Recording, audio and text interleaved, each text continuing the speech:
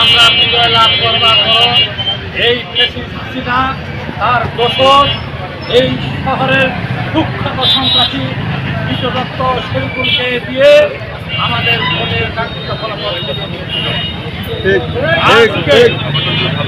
উপরওয়ালার রহমত এবং আমরা আইনি লড়াই দীর্ঘ 2 বছর করেছি। লড়ার পর আজকে মাননীয় আদালত আমাদের এই রায়ের দিন ঘোষণা করেছিলেন এবং উনি আজকে ভোট পূর্ণ গণনা চেয়েছিলাম আমরা, এই পূর্ণ গণনাটাও বিগত দিনে হতে দেওয়া হয় নাই। এই সমস্ত ভোট চোররা আজকে দেশ থেকে পলাতক, এদেরকে এই দেশের মাটিতে আর স্থান দেওয়া হবে অধিকার।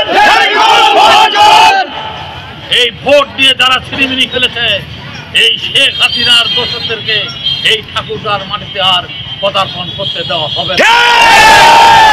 আজকে আমরা বিজয় লাভ করেছি।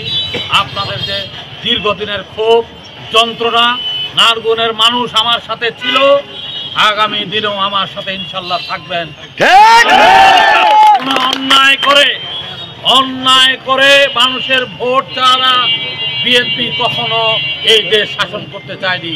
আমরাও স্থানীয় পর্যায়ে কখনো ভোট ছাড়া এই ভোট যোদ্ধার মতো কাজ করে আমরা মানুষের সামনে হওয়া হয়নি।